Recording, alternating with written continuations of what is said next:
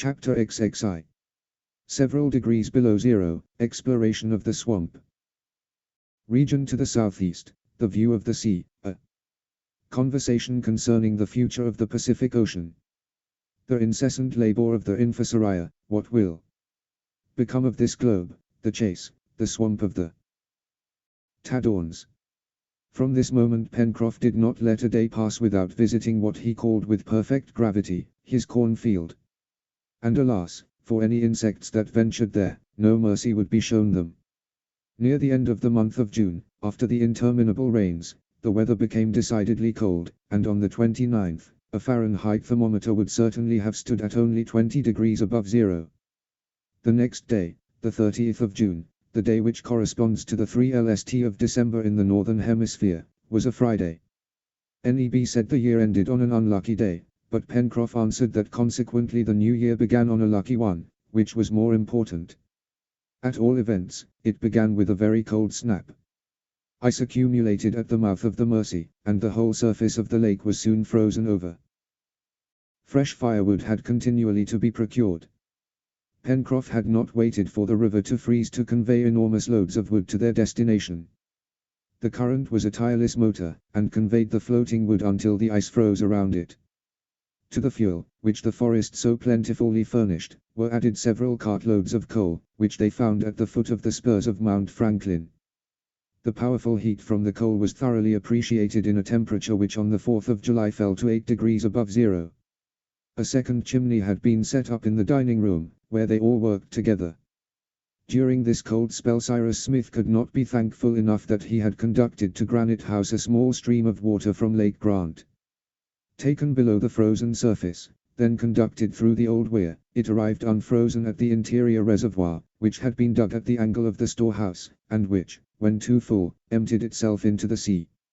About this time, the weather being very dry, the colonists, dressing as warmly as possible, determined to devote a day to the exploration of that part of the island situated to the southeast, between the Mersey and Claw Cape. It was a large swampy district, and might offer good hunting, as aquatic birds must abound there. They would have 8 or 9 miles to go and as far to return, consequently the whole day must be given up. As it concerned the exploration of an unknown portion of the island, everyone had to take part.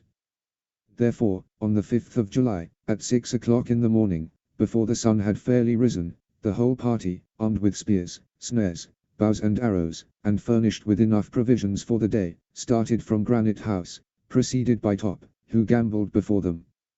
They took the shortest route, which was to cross the Mersey on the blocks of ice which then obstructed it. But as the reporter very truly observed, this cannot supply the place of a real bridge. So the construction of a real bridge was set down as work for the future. This was the first time that the colonists had set foot on the right bank of the Mersey and had plunged into the forest of large and magnificent firs, then covered with snow.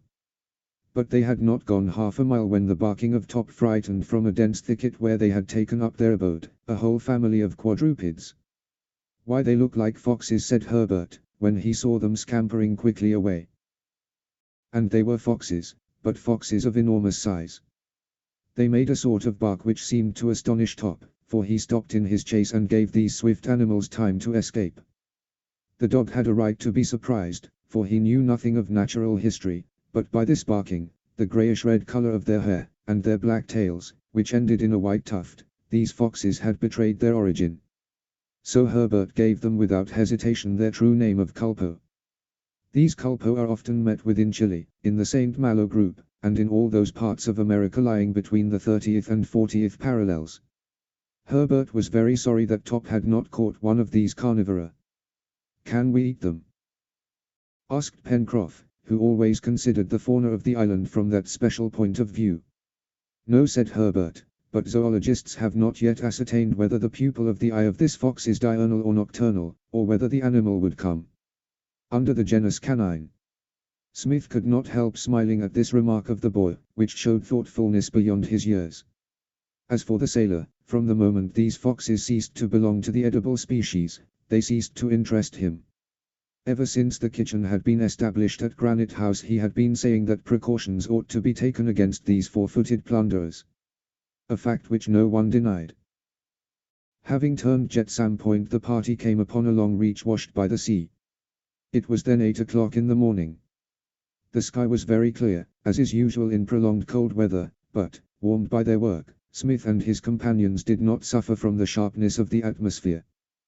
Besides, there was no wind, the absence of which always renders a low temperature more endurable. The sun, bright but cold, rose from the ocean, and his enormous disk was poised in the horizon. The sea was a calm, blue sheet of water, like a landlocked sea under a clear sky. Claw Cape, bent in the shape of an atagorn, was clearly defined about 4 miles to the southeast. To the left, the border of the swamp was abruptly intercepted by a little point which shone brightly against the sun. Certainly in that part of Union Bay, which was not protected from the open sea, even by a sandbank, ships beaten by an east wind could not have found shelter. By the perfect calm of the sea, with no shoals to disturb its waters, by its uniform color, with no tinge of yellow, and, finally, by the entire absence of reefs, they knew that this side was steep, and that here the ocean was fathoms deep. Behind them, in the west, at a distance of about 4 miles, they saw the beginning of the forests of the far west. They could almost have believed themselves upon some desolate island in the Antarctic regions surrounded by ice. The party halted here for breakfast, a fire of brushwood and seaweed was lighted, and Neb prepared the meal of cold meat, to which he added some cups of Oswego tea. While eating they looked around them. This side of Lincoln Island was indeed barren, and presented a strong contrast to the western part. The reporter thought that if the castaways had been thrown upon this coast, they would have had a very melancholy impression of their future home. "I do not believe we could even have reached it," said the engineer, "for the sea is very deep here, and there is not even a rock which would have served as a refuge. Before Granite House there were shoals, at least, and a little island which multiplied our chances of safety. Here is only the bottomless sea." "It is curious enough," said Spilett, "that this island, relatively so small, presents so varied a soil. This diversity of appearance belongs, logically, only to continents of a considerable area. One would really think that the western side of Lincoln Island, so rich and fertile, was washed by the warm waters of the Gulf of Mexico, and that the northern and southern coasts extended into a sort of Arctic Sea." "You are right, my dear Spilett," replied the engineer, "I have observed the same thing. I have found this island curious both in its shape and in its character. It has all the peculiarities of a continent, and I would not be surprised if it had been a continent formerly." "What? A continent in the middle of the Pacific?" cried Pencroff. "Why not?" answered Smith. "Why should not Australia, New Ireland, all that the English geographers call Australasia, joined to the archipelagos of the Pacific Ocean, have formed in times past a sixth part of the world as important as Europe or Asia, Africa or the two Americas? My mind does not refuse to admit that all the islands rising from this vast ocean are the mountains of a continent now engulfed, but which formerly rose majestically from these waters." "Like Atlantis?" asked Herbert. "Yes, my boy, if that ever existed." "And Lincoln Island may have been a part of this continent?" asked Pencroff. "It is probable," replied Smith. "And that would explain the diversity of products upon the surface, and the number of animals which still live here," added Herbert. "Yes, my boy," answered the engineer, "and that gives me a new argument in support of my theory. It is certain after what we have seen that the animals in the island are numerous, and what is more curious, is that the species are extremely varied. There must be a reason for this, and mine is, that Lincoln Island was formerly a part of some vast continent, which has, little by little, sunk beneath the surface of the Pacific." "Then," said Pencroff, who did not seem entirely convinced, "what remains of this old continent may disappear in its turn and leave nothing between America and Asia." "Yes," said Smith, "there will be new continents which millions upon millions of animalculae are building at this moment." "And who are these masons?" inquired Pencroff. "The coral insects," answered Smith.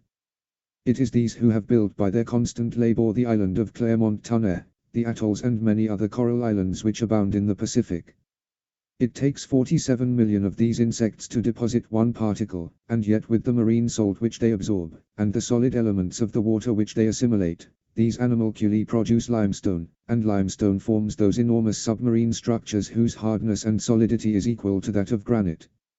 Formerly, during the first epochs of creation, nature employed heat to produce land by upheaval, but now she lets these microscopic insects replace this agent, whose dynamic power at the interior of this globe has evidently diminished.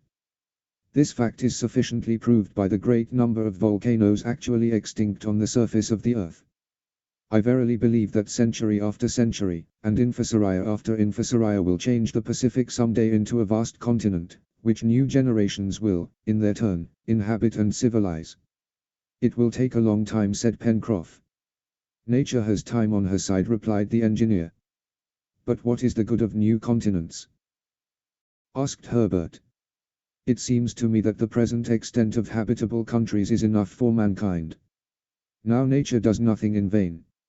Nothing in vain, indeed, replied the engineer.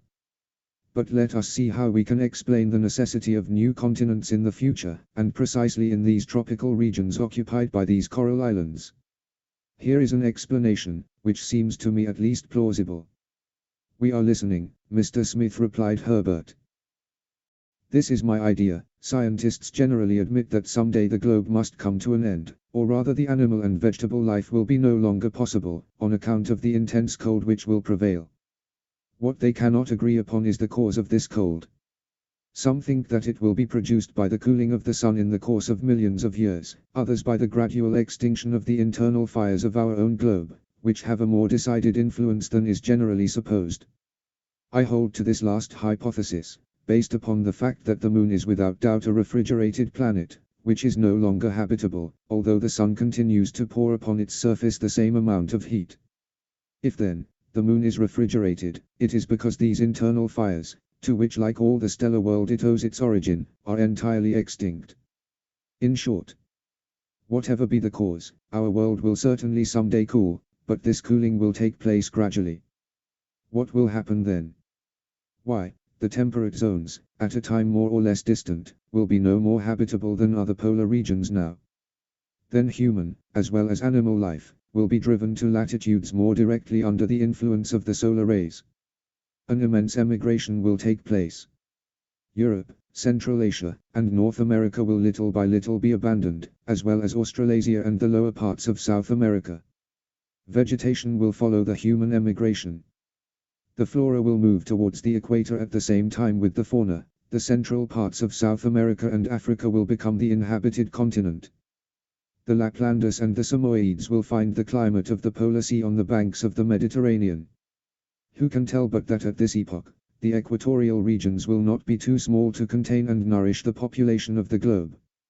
Now, why should not a provident nature, in order from this time, to provide a refuge for this animal and vegetable emigration, lay the foundation, under the equator, of a new continent, and charge these infusoria with the building of it?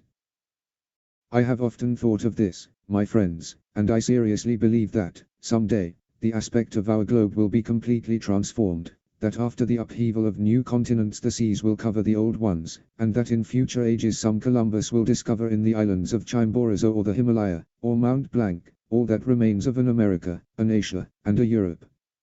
Then at last, these new continents, in their turn, will become uninhabitable.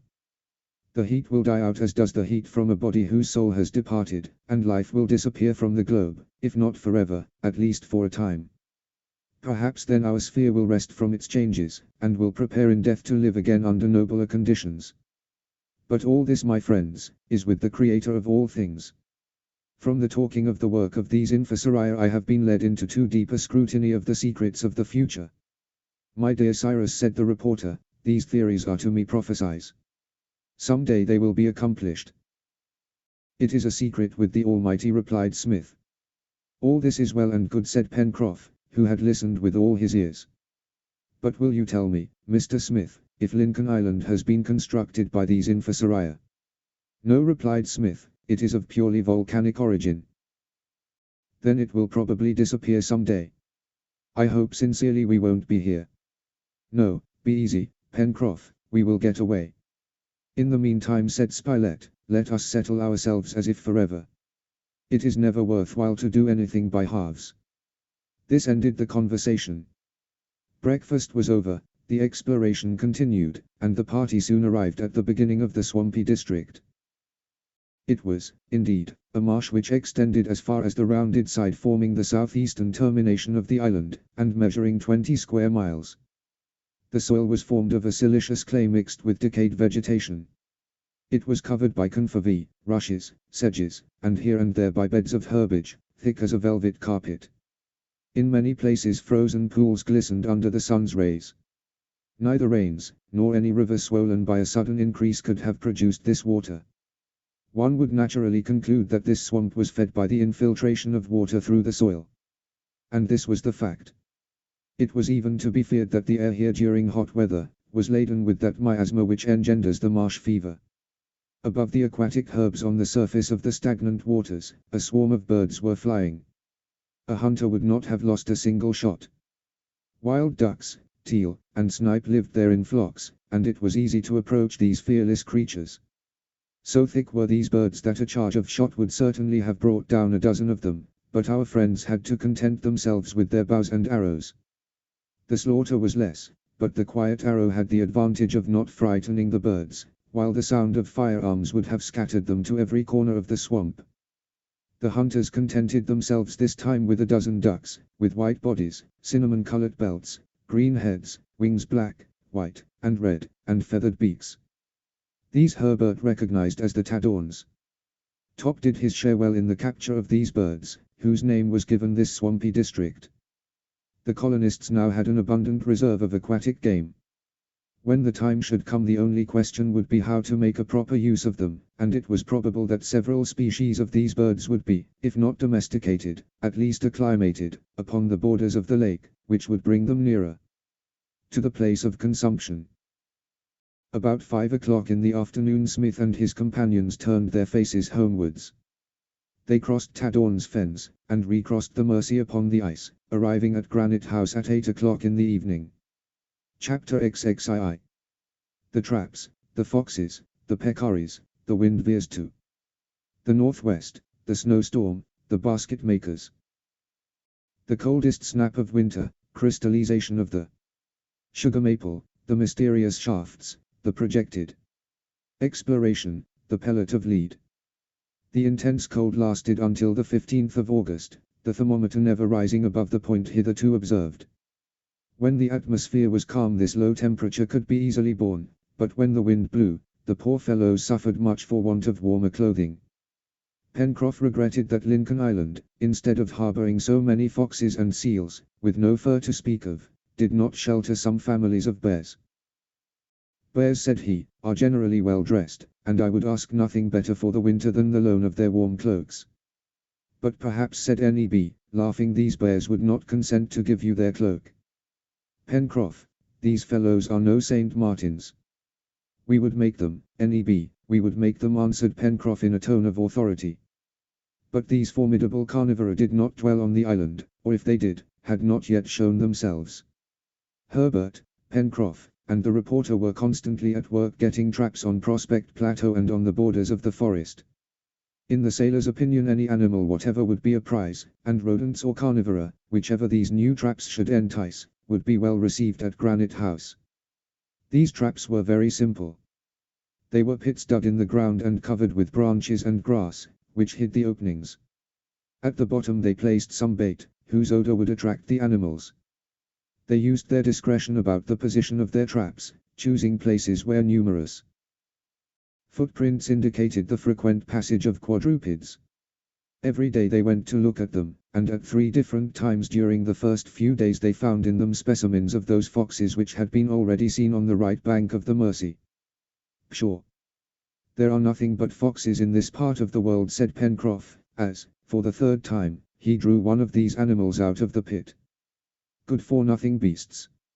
Stop, said Spilett, they are good for something. For what? To serve as bait to attract others. The reporter was right, and from this time the traps were baited with the dead bodies of foxes. The sailor had made snares out of the threads of currajong, and these snares were more profitable than the traps. It was a rare thing for a day to pass without some rabbit from the warren being captured. It was always a rabbit, but N.E.B. knew how to vary his sources, and his companions did not complain. However, once or twice in the 2nd week in August, The traps contained other and more useful animals than the foxes. There were some of those wild boars which had been already noticed at the north of the lake. Pencroff had no need to ask if these animals were edible, that was evident from their resemblance to the hog of America and Europe. "But these are not hogs, let me tell you," said Herbert. "My boy," replied the sailor, handing over the trap and drawing out one of these representatives of the swine family by the little appendage which served for a tail, "do let me believe them to be hogs." "Why?" "Because it pleases me." "You are fond of hogs, then, Pencroff?" "I am very fond of them," replied the sailor, "especially of their feet, and if any had 8 instead of 4 I would like them twice as much." These animals were peccaries, belonging to one of the 4 genera, which make up that family. This particular species were the tajassans, known by their dark color and the absence of those long fangs which belong to the others of their race.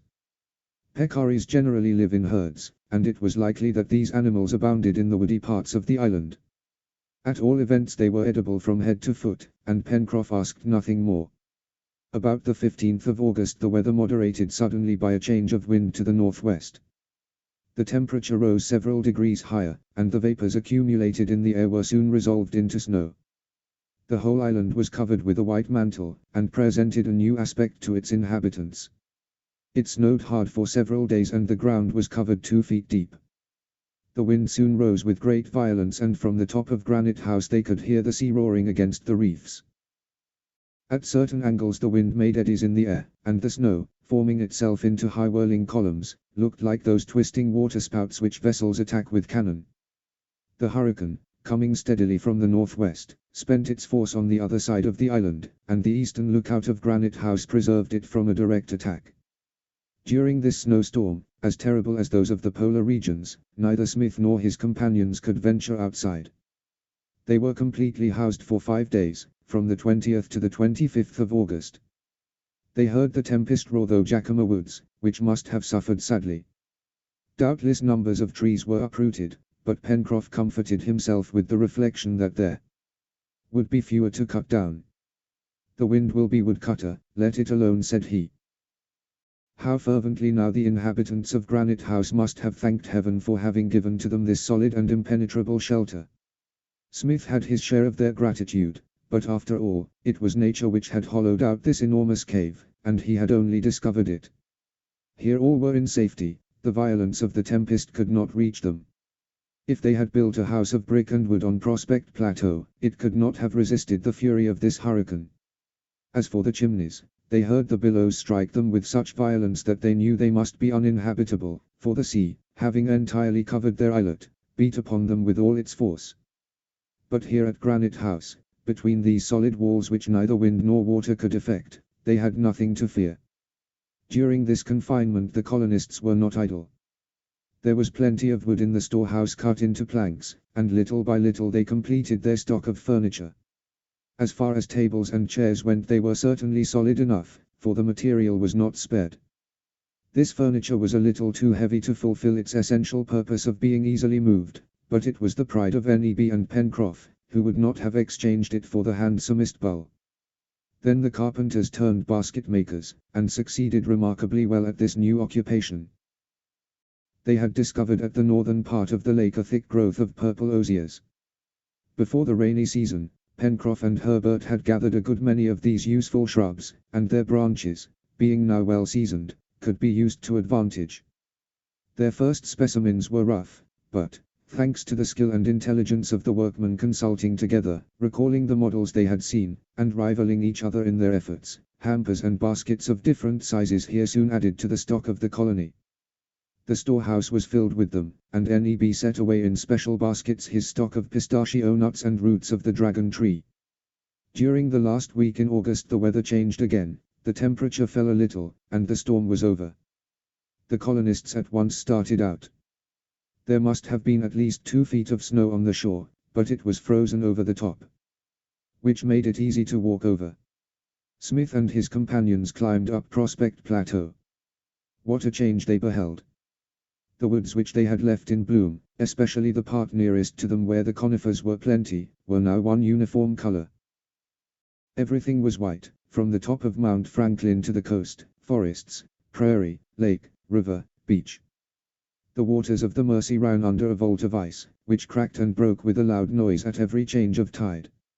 Thousands of birds, ducks and woodpeckers, flew over the surface of the lake. The rocks between which the cascade plunged to the borders of the plateau were blocked up with ice.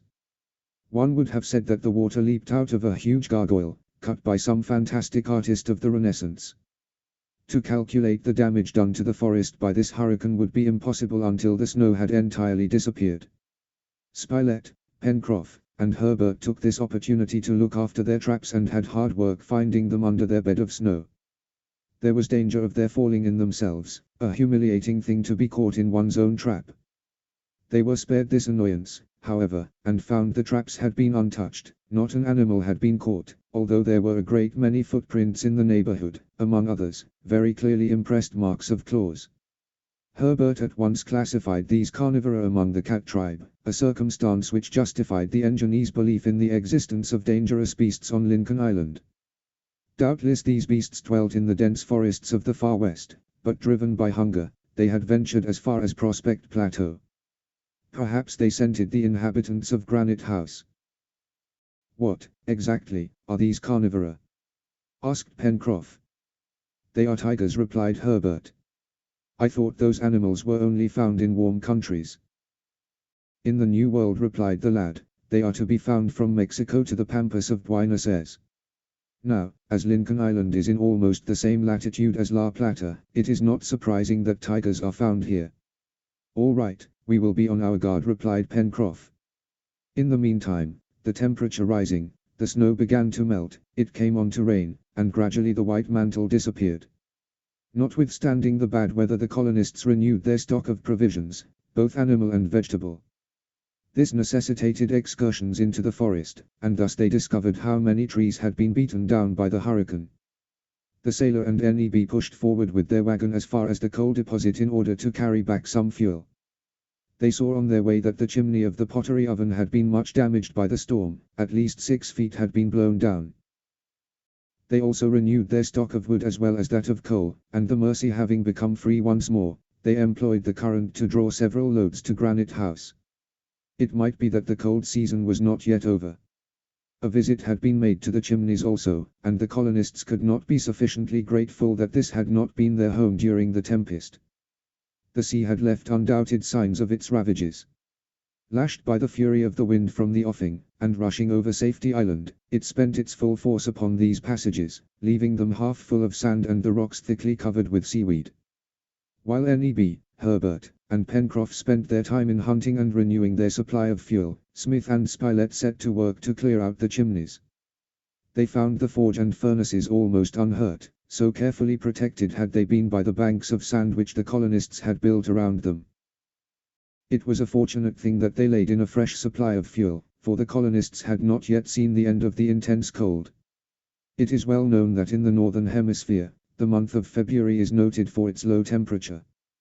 The same rule held good in the southern hemisphere, and the end of August, which is the February of North America, did not escape from this climatic law. About the 25th, after another snow and rain storm, the wind veered to the southeast, and suddenly the cold became intense. In the engineer's opinion, a Fahrenheit thermometer would have indicated about 8 degrees below zero, and the cold was rendered more severe by a cutting wind which lasted for several days. The colonists were completely housed again, and as they were obliged to block up all their windows, only leaving one narrow opening for ventilation, the consumption of candles was considerable. In order to economize them, the colonists often contented themselves with only the light from the fire, for fuel was plenty. Once or twice some of them ventured to the beach, among the blocks of ice which were heaped up there by every fresh tide. But they soon climbed up to Granite House again. This ascent was very painful, as their hands were frostbitten by holding on to the frozen sides of the ladder. There were still many leisure hours to be filled up during this long confinement, so Smith undertook another indoor occupation. The only sugar which they had had up to this time was a liquid substance which they had procured by making deep cuts in the bark of the maple tree. They collected this liquid in jars and used it in this condition for cooking purposes. It improved with age, becoming whiter and more like a syrup in consistency. But they could do better than this, and one day Cyrus Smith announced to his companions that he was going to turn them into refiners. Refiners. I believe that's a warm trade, said Pencroff. Very warm, replied the engineer. Then it will suit this season, answered the sailor. Refining did not necessitate a stock of complicated tools or skilled workmen, it was a very simple operation. To crystallize this liquid they first clarified it, by putting it on the fire in earthenware jars, and submitting it to evaporation. Soon a scum rose to the surface, which, when it began to thicken, Neb removed carefully with a wooden ladle. This hastened the evaporation, and at the same time prevented it from scorching. After several hours boiling over a good fire, which did as much good to the cooks as it did to the boiling liquid, it turned into a thick syrup. This syrup was poured into clay molds which they had made beforehand, in various shapes in the same kitchen furnace. The next day the syrup hardened, forming cakes and loaves. It was sugar of a reddish color, but almost transparent, and of a delicious taste. The cold continued until the middle of September, and the inmates of Granite House began to find their captivity rather tedious. Almost every day they took a run outdoors, but they always soon returned. They were constantly at work over their household duties, and talked while they worked. Smith instructed his companions in everything, and especially explained to them the practical applications of science. The colonists had no library at their disposal, but the engineer was a book, always ready, always open at the wished-for page. A book which answered their every question, and one which they often read. Thus the time passed, and these brave men had no fear for the future. However, they were all anxious for the end of their captivity, and longed to see, if not fine weather, at least a cessation of the intense cold. If they had only had warmer clothing, they would have attempted excursions to the Downs and to Tadorn's Fens, for game would have been easy to approach, and the hunt would assuredly have been fruitful. But Smith insisted that no one should compromise his health, as he had need of every hand, and his advice was taken. The most impatient of the prisoners, after Pencroff, was Top. The poor dog found himself in close quarters in Granite House, and ran from room to room, showing plainly the uneasiness he felt at this confinement.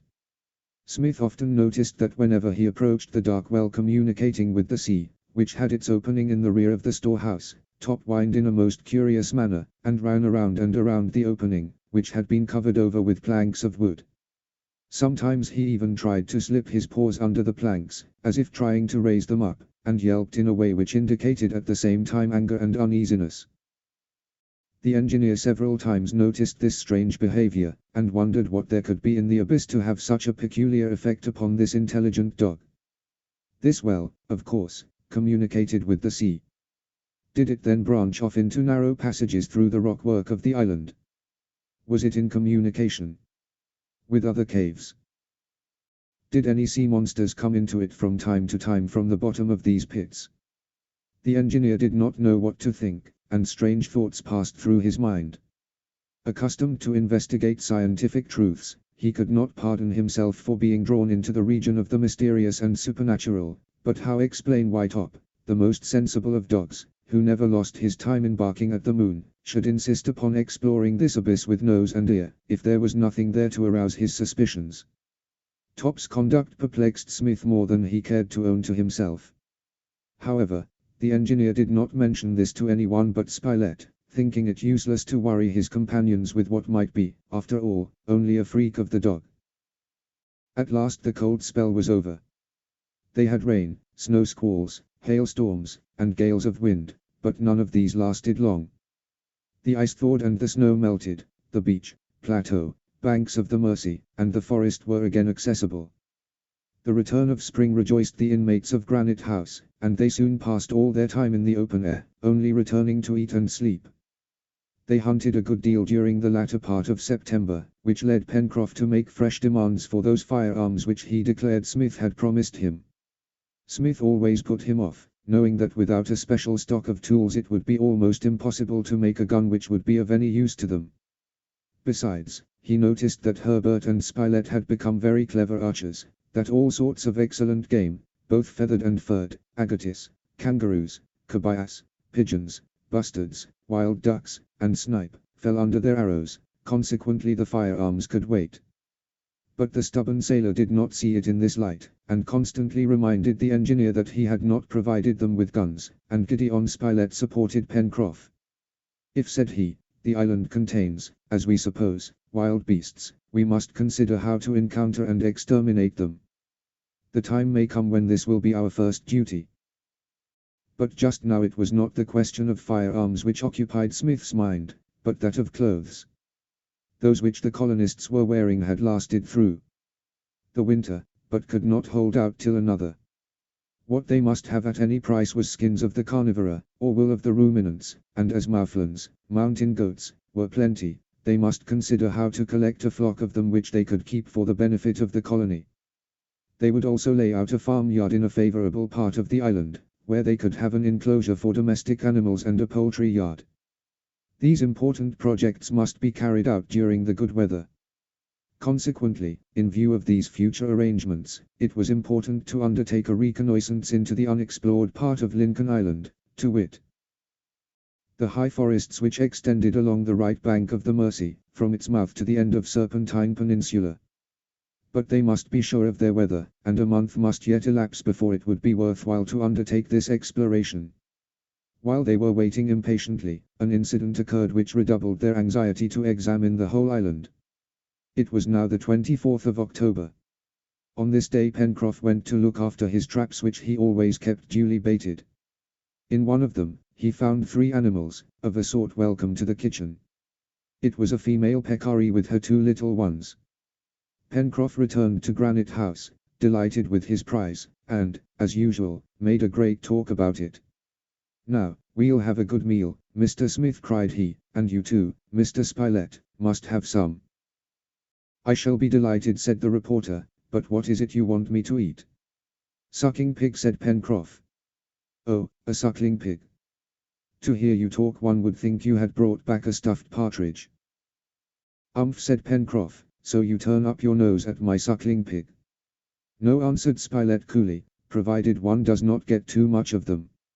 "Very well, Mr. Reporter," returned the sailor, who did not like to hear his game disparaged. "You are getting fastidious. 7 months ago, when we were cast upon this island, you would have been only too glad to have come across such game." "Well, well," said the reporter, "men are never satisfied." "And now," continued Pencroff, "I hope Neb will distinguish himself. Let us see, these little peccaries are only 3 months old, they will be as tender as quail. Come, Neb, I will superintend the cooking of them myself." The sailor, followed by Neb, hastened to the kitchen, and was soon absorbed over the oven. The two prepared a magnificent repast, the 2 little peccaries, kangaroo soup, smoked ham, pistachio nuts, dragon tree wine, Oswego tea, in a word, everything of the best. But the favorite dish of all was the savory peccaries made into a stew. At 5 o'clock, dinner was served in the dining room of Granite House. The kangaroo soup smoked upon the table. It was pronounced excellent. After the soup came the peccaries, which Pencroff begged to be allowed to carve, and of which he gave huge pieces to every one. These suckling pigs were indeed delicious, and Pencroff plied his knife and fork with intense earnestness, when suddenly a cry and an oath escaped him. "What's the matter?" said Smith. "The matter is that I have just lost a tooth," replied the sailor. "Are there pebbles in your peccaries, then?" said Spilett. "It seems so," said the sailor, taking out of his mouth the object which had cost him a grinder. It was not a pebble, it was a leaden pellet. Part 2. The Abandoned. Chapter 23. Concerning the leaden pellet, making a canoe. Hunting, in the top of a curry, nothing to indicate the presence of man, the turtle on its back, the turtle disappears, Smith's explanation. It was exactly 7 months since the passengers in the balloon had been thrown upon Lincoln Island. In all this time no human being had been seen. No smoke had betrayed the presence of man upon the island. No work of man's hands, either ancient or modern, had attested his passage. Not only did it seem uninhabited at present, but it appeared to have been so always. And now all the framework of deductions fell before a little bit of metal found in the body of a pig. It was certainly a bullet from a gun, and what but a human being would be so provided? When Pencroff had placed it upon the table, his companions looked at it with profound astonishment. The possibilities suggested by this seemingly trivial incident flashed before them. The sudden appearance of a supernatural being could not have impressed them more. Smith instantly began to reason upon the theories which this incident, as surprising as it was unexpected, suggested. Taking the bit of lead between his fingers, he turned it round and about for some time before he spoke.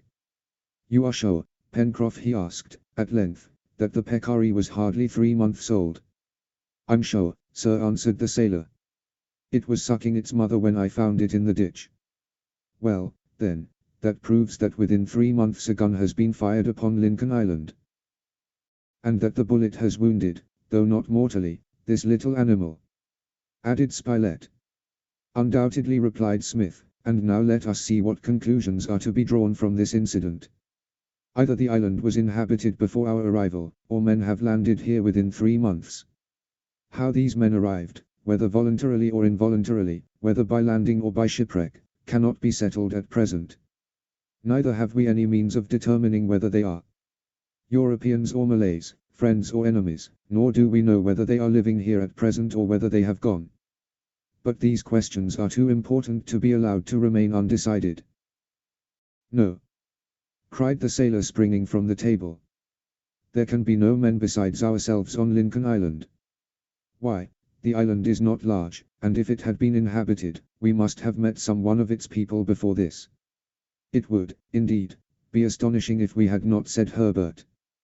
"But it would be much more astonishing, I think," remarked the reporter, "if this little beast had been born with a bullet in his body." "Unless," suggested Neb, seriously, "Pencroff had had it." "How's that, Neb?" interrupted the sailor. To have had a bullet in my jaw for 5 or 6 months, without knowing it. Where would it have been?" he added, opening his mouth and displaying the 32 splendid teeth that ornamented it. "Look, Neb, and if you can find one broken one in the whole set you may pull out half a dozen." "Neb's theory is inadmissible," said Smith, who, in spite of the gravity of his thoughts, could not restrain a smile. "It is certain that a gun has been discharged on the island within 3 months. But I am bound to believe that the persons on this island have been here but a short time, or else simply landed in passing, as, had the island had inhabitants when we made the ascent of Mount Franklin, we must have seen them or been seen. It is more probable, that within the past few weeks some people have been shipwrecked somewhere upon the coast. The thing, therefore, to do is to discover this point." "I think we should act cautiously," said the reporter. "I think so, too," replied Smith, "as I fear that they must be Malay pirates." "How would it do, Mr. Smith," said the sailor, "to build a canoe so that we could go up this river, or, if need be, round the coast? It won't do to be taken unawares." "It's a good idea," answered the engineer, "but we have not the time now. It would take at least a month to build a canoe." "A regular one, yes," rejoined the sailor, "but we don't want it to stand the sea." "I will guarantee to make one in less than 5 days that will do to use on the Mercy." "Build a boat in 5 days," cried Neb. "Yes, Neb, one of Indian fashion." "Of wood?" demanded the negro, still incredulous. "Of wood, or what is better, of bark," answered Pencroff. "Indeed, Mr. Smith, it could be done in 5 days." "Be it so, then," answered the engineer. "In 5 days. But we must look out for ourselves in the meantime," said Herbert. "With the utmost caution, my friends," answered Smith. "And be very careful to confine your hunting expeditions to the neighborhood of Granite House." The dinner was finished in lower spirits than Pencroff had expected. The incident of the bullet proved beyond doubt that the island had been, or was now, inhabited by others, and such a discovery awakened the liveliest anxiety in the breasts of the colonists. Smith and Spilett, before retiring, had a long talk about these things. They questioned, if by chance this incident had an connection with the unexplained rescue of the engineer, and other strange events which they had encountered in so many ways. Smith, after having discussed the pros and cons of the question, ended by saying, "In short, Spilett, do you want to know my opinion?" "Yes, Cyrus." "Well, this is it. No matter how minutely we examine the island, we will find nothing. Pencroff began his work the next day. He did not mean to build a boat with ribs and planks, but simply a flat-bottomed float, which would do admirably in the Mersey, especially in the shallow water and its sources. Strips of bark fastened together would be sufficient for their purpose, and in places where a portage would be necessary the affair would be neither heavy nor cumbersome. The sailor's idea was to fasten the strips of bark together with clinched nails, and thus to make the craft stanch. The first thing was to select trees furnishing a supple and tough bark. Now, it had happened that the last storm had blown down a number of Douglas pines, which were perfectly adapted to this purpose. Some of these lay prone upon the earth, and all the colonists had to do was to strip them of their bark, though this indeed was somewhat difficult, on account of the awkwardness of their tools. While the sailor, assisted by the engineer, was thus occupied, Herbert and Spilett, who had been made purveyors to the colony, were not idle. The reporter could not help admiring the young lad, who had acquired a remarkable proficiency in the use of the bow and arrows, and who exhibited, withal, considerable hardiness and coolness. The two hunters, remembering the caution of the engineer, never ventured more than 2 miles from Granite House, but the outskirts of the forest furnished a sufficient supply of agatis, cobayas, kangaroos, peccaries, etc., and although the traps had not done so well since the cold had abated, the warren furnished a supply sufficient for the wants of the colonists. Often, while on these excursions, Herbert conversed with Spilett about the incident of the bullet and of the engineer's conclusions, and one day, the 26th of October, he said, "Don't you think it strange, Mr. Spilett, that any people should have been wrecked on this island, and never have followed up the coast to Granite House?" "Very strange if they are still here," answered the reporter, "but not at all astonishing if they are not." "Then you think they have gone again?" "It is likely, my boy, that, if they had stayed any time, or were still here, something would have discovered their presence. But if they had been able to get off again they were not really shipwrecked." "No, Herbert, they were what I should call shipwrecked temporarily.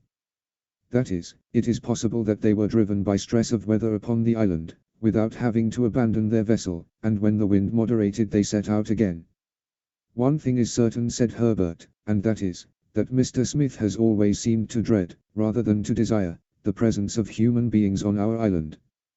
The reason is, that he knows that only Malays frequent these seas, and these gentlemen are a kind of rascals that had better be avoided.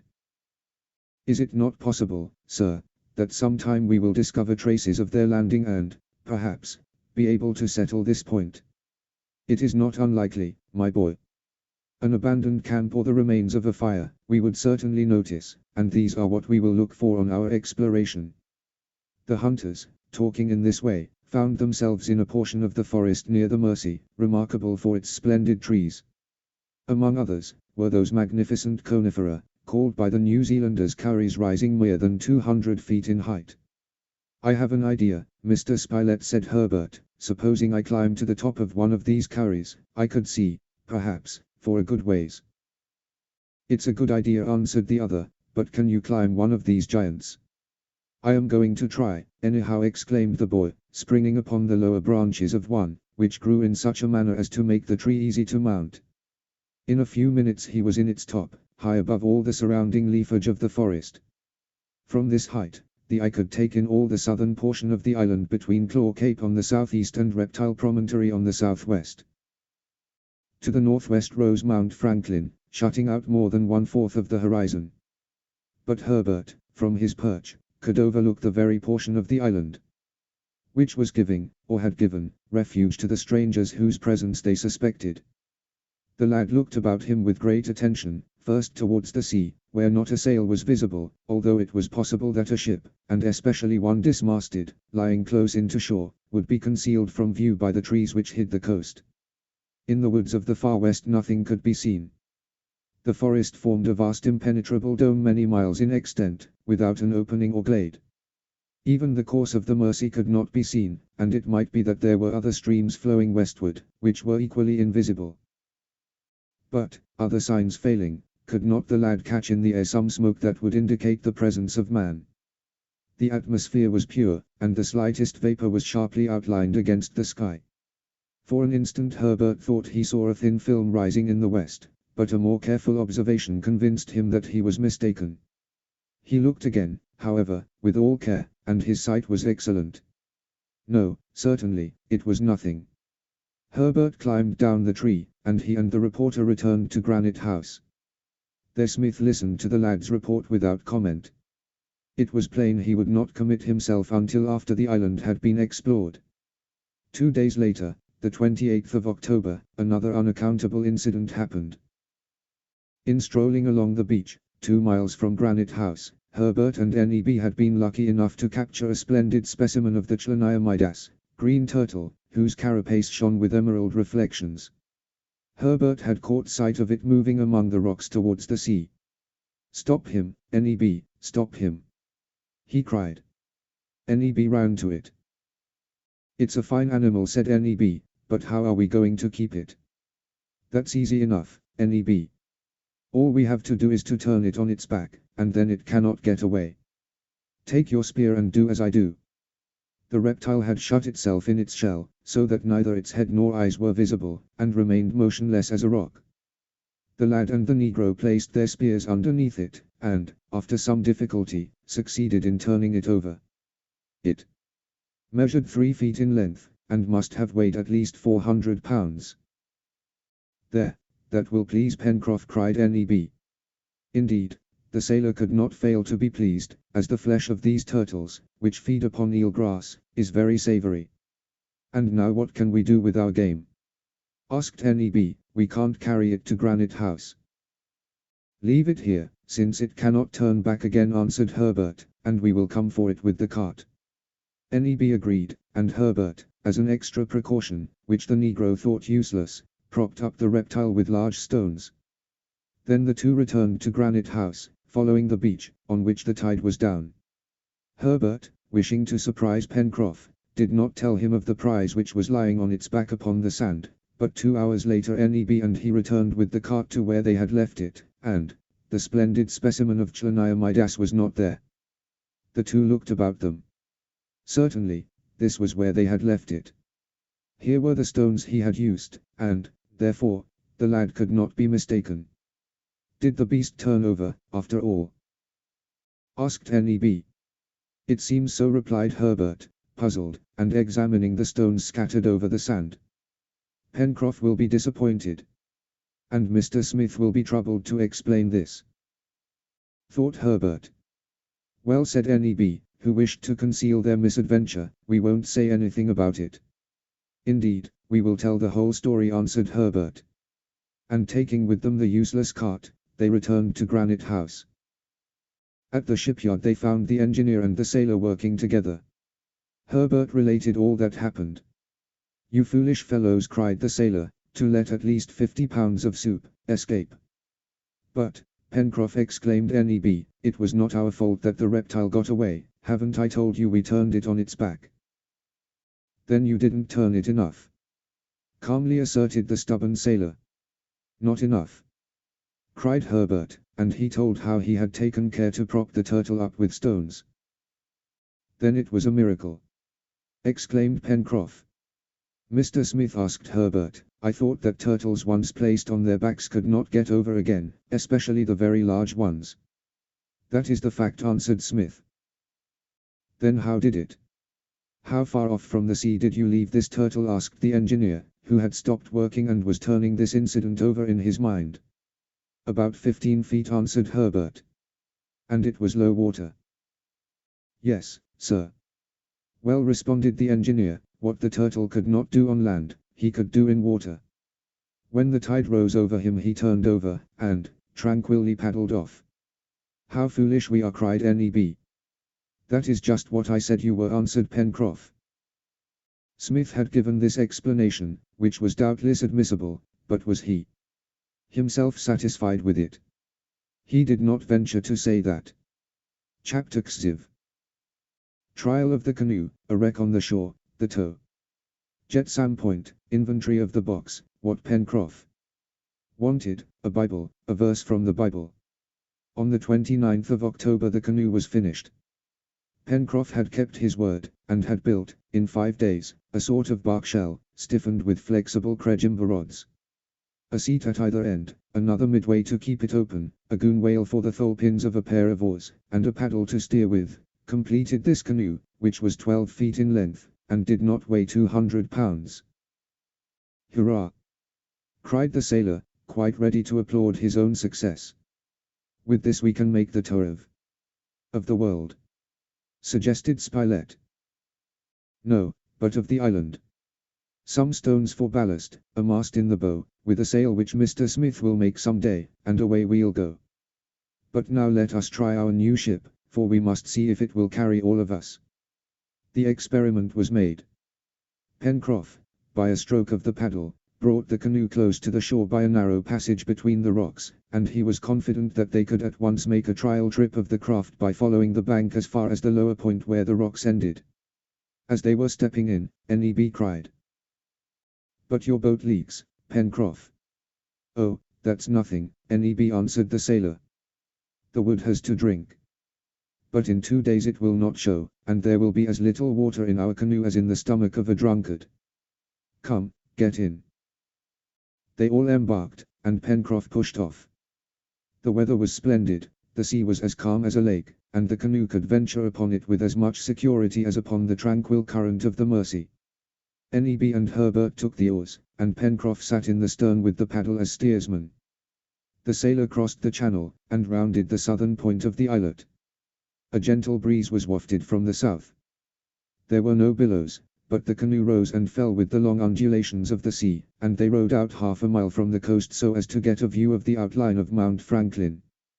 Then, putting about, Pencroff returned towards the mouth of the river, and followed along the rounded shore which hid the low marshy ground of Tadorn's Fen. The point, made longer by the bend of the coast, was 3 miles from the Mersey, and the colonists resolved to go past it far enough to obtain a hasty glance at the coast as far as Claw Cape. The canoe followed along the shore, keeping off some 2 cables' length so as to avoid the line of rocks beginning to be covered by the tide. The cliff, beginning at the mouth of the river, lowered as it approached the promontory. It was a savage-looking, unevenly arranged heap of granite blocks, very different from the curtain of Prospect Plateau. There was not a trace of vegetation on this sharp point, which projected 2 miles beyond the forest, like a giant's arm, thrust out from a green sleeve. The canoe sped easily along. Spilett sketched the outline of the coast in his notebook, and Neb, Pencroff, and Herbert discussed the features of their new domain, and as they moved southward the 2 Mandiable Capes seemed to shut together and enclose Union Bay. As to Smith, he regarded everything in silence, and from his distrustful expression it seemed as if he was observing some suspicious land. The canoe had reached the end of the point and was about doubling it, when Herbert rose, and pointing out a black object, said, "What is that down there on the sand?" Everyone looked in the direction indicated. "There is something there, indeed," said the reporter. "It looks like a wreck half buried in the sand." "Oh, I see what it is," cried Pencroff. "What?" asked Neb. "Barrels. They are barrels, and, maybe, they are full." "To shore, Pencroff," said Smith. And with a few strokes the canoe was driven into a little cove, and the party went up the beach. Pencroff was not mistaken. There were 2 barrels half buried in the sand, but firmly fastened to them was a large box, which, borne up by them, had been floated onto the shore. "Has there been a shipwreck here?" asked Herbert. "Evidently," answered Spilett. "But what is in this box?" exclaimed Pencroff, with a natural impatience. "What is in this box? It is closed, and we have nothing with which to raise the lid. However, with a stone." And the sailor picked up a heavy rock, and was about to break one of the sides, when the engineer, stopping him, said, "Cannot you moderate your impatience for about an hour, Pencroff? But, think, Mr. Smith. Maybe there is everything we want in it." "We will find out," Pencroff answered the engineer, "but do not break the box, as it will be useful. Let us transport it to Granite House, where we can readily open it without injuring it. It is all prepared for the voyage, and since it has floated here, it can float again to the river month." "You are right, sir, and I am wrong," answered the sailor, "but one is not always his own master." The engineer's advice was good. It was likely that the canoe could not carry the things probably enclosed in the box, since the latter was so heavy that it had to be buoyed up by 2 empty barrels. It was, therefore, better to tow it in this condition to the shore at the Granite House. And now the important question was, from whence came this jetsam? Smith and his companions searched the beach for several hundred paces, but there was nothing else to be seen. They scanned the sea, Herbert and Neb climbing up a high rock, but not a sail was visible on the horizon. Nevertheless, there must have been a shipwreck, and perhaps this incident was connected with the incident of the bullet. Perhaps the strangers had landed upon another part of the island. Perhaps they were still there. But the natural conclusion of the colonists was that these strangers could not be Malay pirates, since the jetsam was evidently of European or American production. They all went back to the box, which measured 5 feet by 3. It was made of oak, covered with thick leather, studded with copper nails. The 2 large barrels, hermetically sealed, but which sounded empty, were fastened to its sides by means of strong ropes, tied in what Pencroff recognized to be sailors' knots. That it was uninjured seemed to be accounted for by the fact of its having been thrown upon the sand instead of the rocks. And it was evident that it had not been long either in the sea or upon the beach. It seemed probable, also, that the water had not penetrated, and that its contents would be found uninjured. It therefore looked as if this box must have been thrown overboard from a disabled ship making for the island. And, in the hope that it would reach the island, where they would find it later, the passengers had taken the precaution to buoy it up. "We will tow this box to Granite House," said the engineer, "and take an inventory of its contents. Then, if we discover any of the survivors of this supposed shipwreck, we will return them what is theirs. If we find no one, we will keep the things ourselves," cried the sailor. "But I wish I knew what is in it." The sailor was already working at the prize, which would doubtless float at high water. One of the ropes which was fastened to the barrels was partly untwisted and served to fasten these latter to the canoe. Then, Neb and Pencroff dug out the sand with their oars, and soon the canoe, with the jetsam in tow, was rounding the promontory to which they gave the name of Jetsam Point. The box was so heavy that the barrels just sufficed to sustain it above the water, and Pencroff feared each moment that it would break loose and sink to the bottom. Fortunately his fears were groundless, and in an hour and a half the canoe touched the bank before Granite House. The boat and the prize were drawn upon the shore, and as the tide was beginning to fall, both soon rested on dry ground. Neb brought some tools so as to open the box without injury, and the colonists forthwith proceeded to examine its contents. Pencroff did not try to hide his anxiety. He began by unfastening the barrels, which would be useful in the future, then the fastenings were forced with pincers, and the cover taken off. A second envelope, of zinc, was then closed within the case, in such a manner that its contents were impervious to moisture. "Oh!" cried Pencroff, "they must be preserves which are inside." "I hope for something better than that," answered the reporter. "If it should turn out that there was," muttered the sailor. "What?" asked Neb. "Nothing." The zinc cover was split, lengthwise and turned back, and, little by little, many different objects were lifted out on the sand. At each new discovery Pencroff cheered, Herbert clapped his hands, and Neb danced. There were books which made the lad crazy with pleasure, and cooking implements which Neb covered with kisses. In truth the colonists had reason to be satisfied, as the following inventory, copied from Spilett's notebook, will show. Tools. 3 pocket knives, with several blades, 2 woodchopper's hatchets, 2 carpenter's hatchets, 3 planes, adzes, axe, 6 cold chisels, 2 files, 3 hammers, 3 gimlets, 2 augers, 10 bags of nails and screws, 3 saws of different sizes, 2 boxes of needles. Arms. 2 flintlock guns, 2 percussion guns, 2 central fire carbines, 5 cutlasses, 4 boarding sabers, 2 barrels of powder, holding 5 pounds each, 2 boxes of caps. Instruments. 1 sextant, 1 opera glass, 1 spyglass, 1 box compass, 1 pocket compass, 1 Fahrenheit thermometer, 1 aneroid barometer, 1 box containing a photographic apparatus, together with glasses, chemicals, etc. Clothing. 24 shirts of a peculiar material resembling wool, though evidently a vegetable substance, 3 stockings of the same material. Utensils. 1 iron pot, 6 tinned copper stewpans, 3 iron plates, 10 aluminium knives and forks, 2 kettles, 1 small portable stove, 5 table knives. Books: L Bible, 1 atlas, 1 dictionary of Polynesian languages, 1 dictionary of the natural sciences, 3 reams of blank paper, 2 blank books. Unquestionably, said the reporter, after the inventory had been taken, the owner of this box was a practical man. Tools, arms, instruments, clothing, utensils, books, nothing is wanting. One would say that he had made ready for a shipwreck beforehand. Nothing, indeed, is wanting, murmured Smith, thoughtfully. And it is a sure thing, added Herbert, that the ship that brought this box was not a Malay pirate. Unless its owner had been taken prisoner, said Pencroff. That is not likely, answered the reporter. It is more probable that an American or European ship has been driven to this neighborhood, and that the passengers, wishing to save what was, at least, necessary, have prepared this box and have thrown it overboard.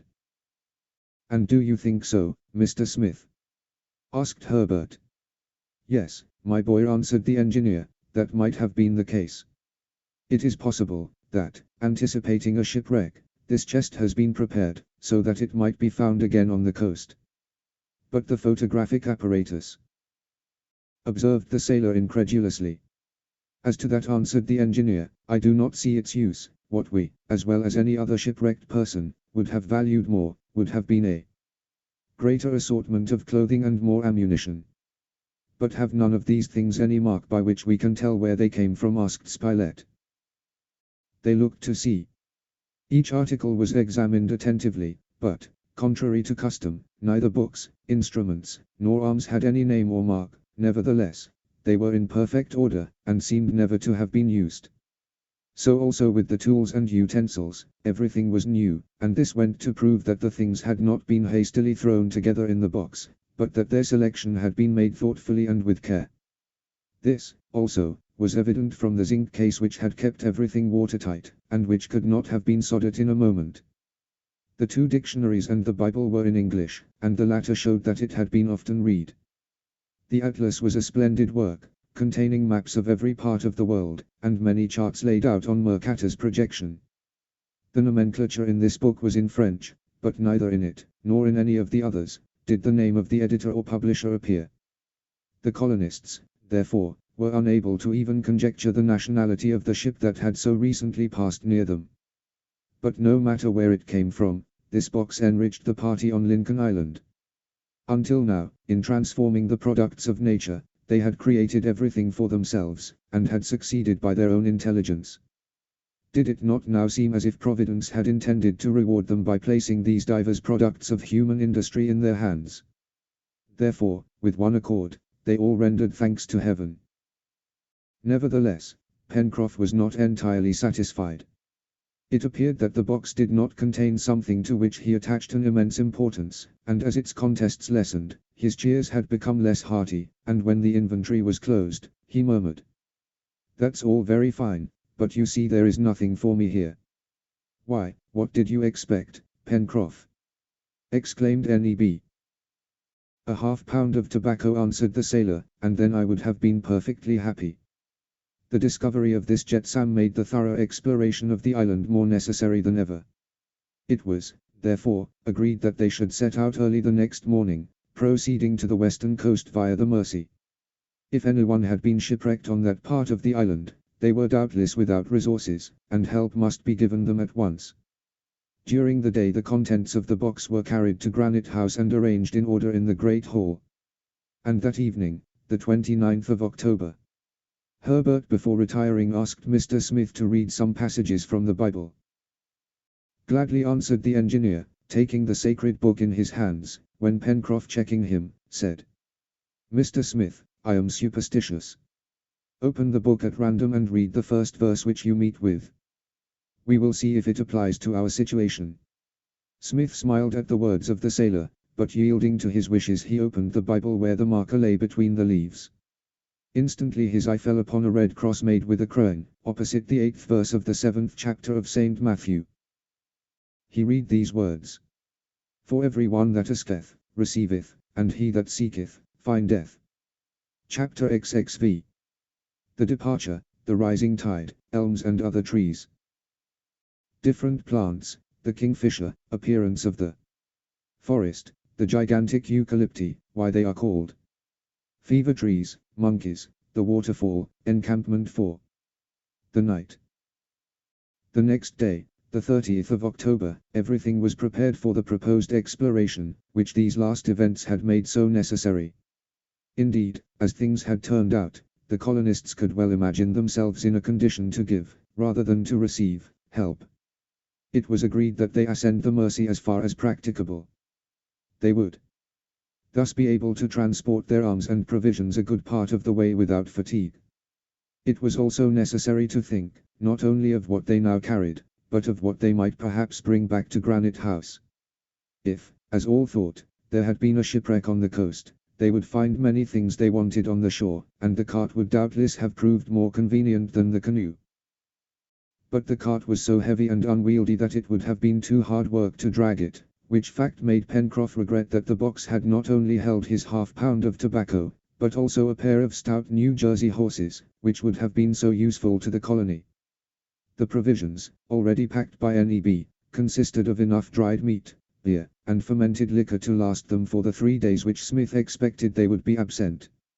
Moreover, they counted on being able to replenish their stock at need along the route, and Neb had taken care not to forget the portable stove. They took the 2 woodchopper's hatchets to aid in making their way through the thick forest, and also the glass and the pocket compass. Of the arms, they chose the 2 flintlock guns in preference to the others, as the colonists could always renew the flints, whereas the caps could not be replaced. Nevertheless, they took 1 of the carbines and some cartridges. As for the powder, the barrels held 50 pounds, and it was necessary to take a certain amount of that, but the engineer expected to manufacture an explosive substance, by which it could be saved in the future. To the firearms they added the 5 cutlasses, in leather scabbards. And thus equipped, the party could venture into the forest with some chance of success. Armed in this manner, Pencroff, Herbert, and Neb had all they could desire, although Smith made them promise not to fire a shot unnecessarily. At 6 o'clock the party, accompanied by Top, started for the mouth of the Mersey. The tide had been rising half an hour, and there were therefore some hours yet of the flood which they could make use of. The current was strong, and they did not need to row to pass rapidly up between the high banks and the river. In a few minutes the explorers had reached the turn where, 7 months before, Pencroff had made his first raft. Having passed this elbow, the river, flowing from the southwest, widened out under the shadow of the ground evergreen conifers, and Smith and his companions could not but admire the beautiful scenery. As they advanced the species of forest trees changed. On the right bank rose splendid specimens of ulmaceae, those valuable elms so much sought after by builders, which have the property of remaining sound for a long time in water. There was, also, numerous groups belonging to the same family, among them the micaculias, the root of which produces a useful oil. Herbert discovered some Lardisabalaceae, whose flexible branches, soaked in water, furnish excellent ropes, and 2 or 3 trunks of ebony of a beautiful black color, curiously veined. From time to time, where a landing was easy, the canoe stopped, and Spilett, Herbert, and Pencroff, accompanied by Top, explored the bank. In addition to the game, Herbert thought that he might meet with some useful little plant which was not to be despised, and the young naturalist was rewarded by discovering a sort of wild spinach and numerous specimens of the genus cabbage, which would, doubtless, bear transplanting. They were cresses, horseradishes, and a little, velvety, spreading plant, 3 feet high, bearing brownish-colored seeds. "Do you know what this is?" asked Herbert of the sailor. "Tobacco," cried Pencroff, who had evidently never seen the plant which he fancied so much. "No," Pencroff answered Herbert, "it is not tobacco, it is mustard." "Only mustard?" exclaimed the other. "Well, if you happen to come across a tobacco plant, my boy, do not pass it by." "We will find it some day," said Spilett. "All right," cried Pencroff, "and then I will be able to say that the island lacks nothing." These plants were taken up carefully and carried back to the canoe, where Cyrus Smith had remained absorbed in his own thoughts. The reporter, Herbert, and Pencroff, made many of these excursions, sometimes on the right bank of the Mersey and sometimes upon the left. The latter was less abrupt, but more wooded. The engineer found, by reference to the pocket compass, that the general direction of the river from its bend was southwest, and that it was nearly straight for about 3 miles. But it was probable that the direction would change further up, and that it would flow from the spurs of Mount Franklin, which fed its waters in the northwest. During one of these excursions Spilett caught a couple of birds with long, slim beaks, slender necks, short wings, and no tails, which Herbert called tinamous, and which they resolved should be the first occupants of the future poultry yard. But the first report of a gun that echoed through the forests of the far west, was provoked by the sight of a beautiful bird, resembling a kingfisher. "I know it," cried Pencroff. "What do you know?" asked the reporter. "That bird. It is the bird which escaped on our first exploration, the one after which we named this part of the forest." "A jacamar!" exclaimed Herbert. It was, indeed, one of those beautiful birds, whose harsh plumage is covered with a metallic luster. Some small shot dropped it to the earth, and Top brought it, and also some terracolaries, climbing birds, the size of pigeons, to the canoe. The honor of this first shot belonged to the lad, who was pleased enough with the result. The terracolaries were better game than the jacamar, the flash of the latter being tough, but it would have been hard to persuade Pencroff that they had not killed the most delicious of birds. It was 10 o'clock when the canoe reached the second bend of the river, some 5 miles from the mouth. Here they stopped half an hour, under the shadow of the trees, for breakfast. The river measured from 60 to 70 feet in width, and was 5 or 6 feet deep. The engineer had remarked its several affluents, but they were simply unnavigable streams. The forests of the far west, or jacamar wood, extended farther than they could see, but nowhere could they detect the presence of man. If, therefore, any persons had been shipwrecked on the island, they had not yet quitted the shore, and it was not in those thick coverts that search must be made for the survivors. The engineer began to manifest some anxiety to get to the western coast of the island, distant, as he calculated, about 5 miles or less. The journey was resumed, and, although the course of the Mersey, sometimes towards the shore, was oftener towards the mountain, it was thought better to follow it as long as possible, on account of the fatigue and loss of time incident to hewing a way through the wood. Soon, the tide having attained its height, Herbert and Neb took the oars, and Pencroff the paddle, while they continued the ascent by rowing. It seemed as if the forest of the far west began to grow thinner. But, as the trees grew farther apart, they profited by the increased space, and attained a splendid growth. "Eucalypti!" cried Herbert, descrying some of these superb plants, the loftiest giants of the extratropical zone, the congeners of the eucalypti of Australia and New Zealand, both of which countries were situated in the same latitude as Lincoln Island. Some rose 200 feet in height and measured 20 feet in circumference, and their bark, 5 fingers in thickness, exuded an aromatic resin. Equally wonderful were the enormous specimens of myrtle, their leaves extending edgewise to the sun, and permitting its rays to penetrate and fall upon the ground. "What trees!" exclaimed Neb. "Are they good for anything?" "Pshaw!" answered Pencroff. "They are like overgrown men, good for nothing but to show in fairs." "I think you're wrong, Pencroff," said Spilett. "The eucalyptus wood is beginning to be extensively used in cabinet work." "And I am sure," added Herbert, "that it belongs to a most useful family," and thereupon the young naturalist enumerated many species of the plant and their uses. Every one listened to the lad's lesson in botany, Smith smiling, Pencroff with an indescribable pride. "That's all very well," Herbert answered the sailor, "but I dare swear that of all these useful specimens none are as large as these." "That is so." "Then, that proves what I said," replied the sailor, "that giants are good for nothing." "There's where you are wrong, Pencroff," said the engineer. "These very eucalypti are good for something." "For what?" "To render the country healthy about them." "Do you know what they call them in Australia and New Zealand?" "No, sir." "They call them fever trees." "Because they give it?" "No, because they prevent it." "Good.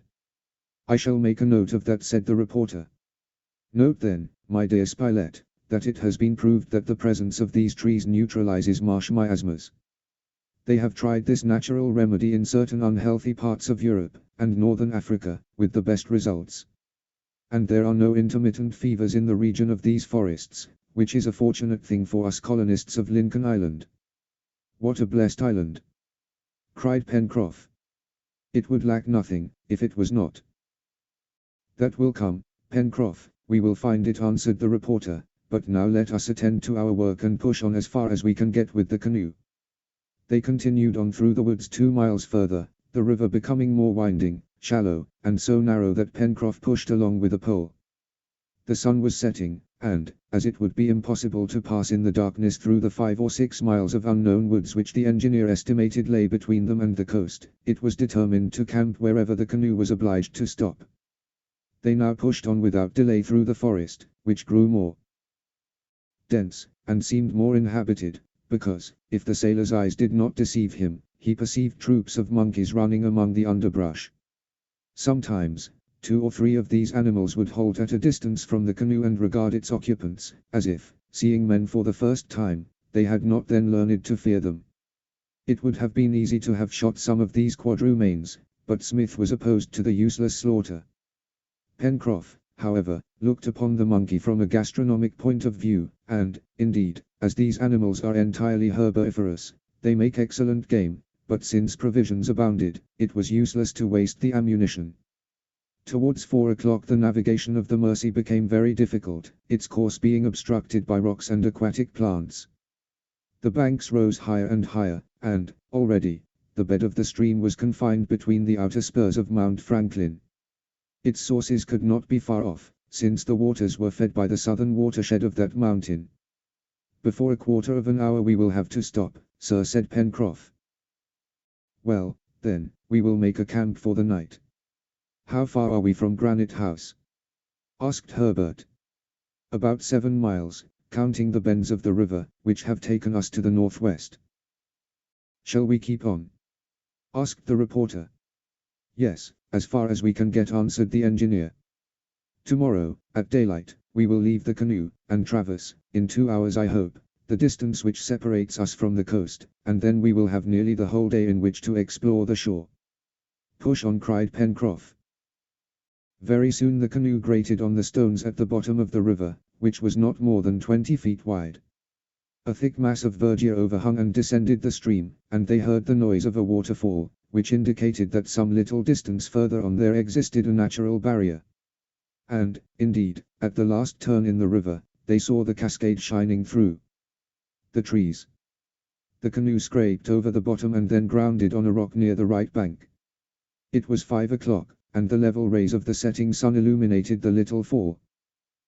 Above, the Mercy, supplied from a secret source, was hidden by the bushes.